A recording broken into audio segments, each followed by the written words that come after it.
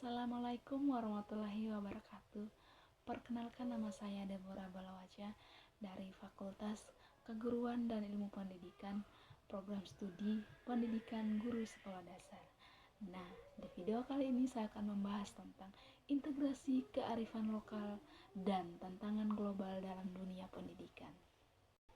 Nah, di sini udah ada teman-teman yang tahu belum apa sih itu perspektif global dalam dunia pendidikan. Nah, sekarang kita akan bahas bersama-sama, belajar bersama-sama apa sih itu perspektif global. Nah, perspektif global dalam dunia pendidikan adalah suatu pandangan yang dimana guru dan murid secara bersama-sama mengembangkan perspektif global dan keterampilan untuk menyelidiki suatu yang berkaitan dengan isu masalah dalam dunia global. Nah, dalam perspektif global, mutu pendidikan dengan sendirinya akan tercermin dari mutu sumber daya manusia, yang dimana sumber daya manusia ini pada umumnya masih rendah, berarti mutu pendidikan saat ini sangat mayoritas masih rendah. Jadi pemahaman tentang perilaku siswa dalam proses belajar merupakan yang sangat penting, terutama bagi seorang guru. Jadi ada kecenderungan saat ini untuk kembali pada pemikiran bahwa anak akan lebih baik jika di lingkungan diciptakan dengan alamiah. Dalam kearifan lokal itu sendiri merujuk pada sebuah nilai universal tentang keadilan sosial, yang dimana kesejahteraan masyarakat dan kelestarian sumber daya penghidupan masyarakat yang melandasi pola hubungan antara warga maupun dengan kearifan, bila mana yang terjadi adalah sebuah ketidakadilan, kemiskinan, kelaparan, kerusakan ekosistem, dan penindasan, yang dimana kearifan lokal terdapat dalam semua aspek kehidupan karena berasal dari unsur budaya yang ada pada suatu daerah tertentu. Oleh karena itu, kearifan lokal dapat digunakan sebagai solusi alternatif dalam menangani permasalahan kehidupan. Nah, kearifan lokal yang berasal dari budaya daerah yang memiliki kemampuan untuk bertahan hidup. Yang pertama ada mampu bertahan terhadap budaya luar. Yang kedua ada memiliki kemampuan mengakomodasi unsur-unsur budaya luar. Yang ketiga ada mempunyai kemampuan mengintegrasikan unsur budaya luar ke dalam budaya asli. Yang keempat mempunyai kemampuan mengendalikan, dan yang kelima mampu memberi arah pada perkembangan budaya. Ada pendidikan.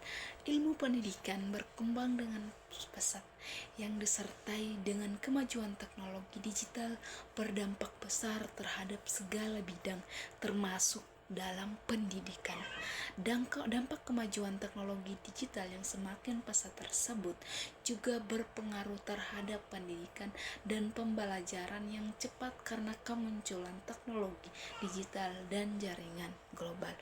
Untuk itu, teknologi pembelajaran mengadopsi dan mengadaptasikan temuan mubtakhir ini dalam proses. Nah, di sini terdapat beberapa dampak dalam pendidikan. Yang pertama ada pembelajaran berbasis teknologi, yang dimana pendekatan seperti adanya pembelajaran berbasis personalisasi melalui platform digital atau pembelajaran adaptif menjadi prioritas utama dalam pendidikan.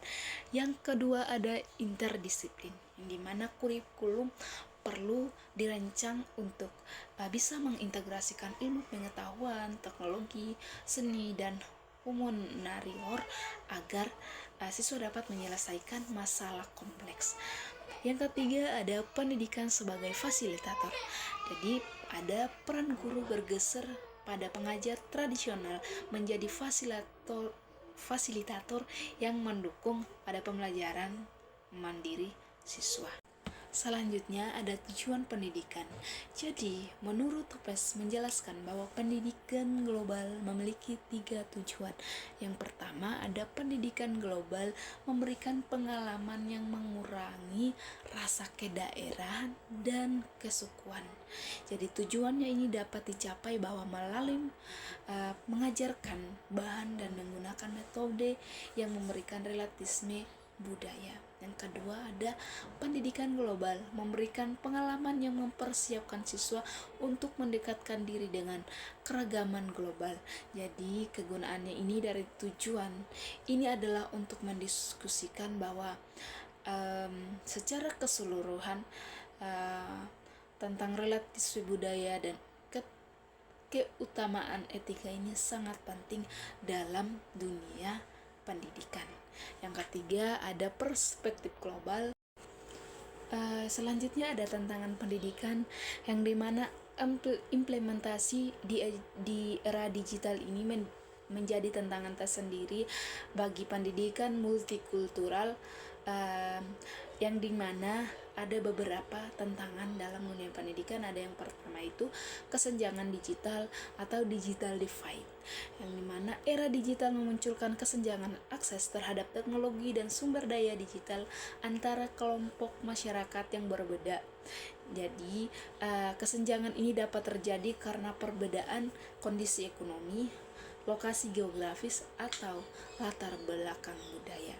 Yang kedua ada konten digital yang tidak sensitif pada budaya.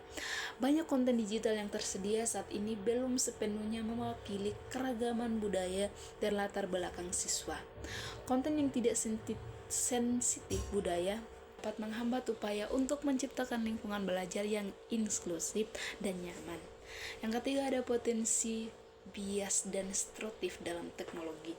Teknologi digital ini seperti algoritma, pembelajaran mesin, dan kecerdasan buatan atau AI dapat membuat bias dan destruktif yang berpotensi memperkuat ketidakadilan dan diskriminasi. Yang keempat ada privasi dan keamanan data. Dalam era digital ini, privasi dan keamanan data menjadi perhatian utama, terutama ketika melibatkan data siswa dari belakang yang beragam. Yang kelima ada literasi digital yang tidak merata.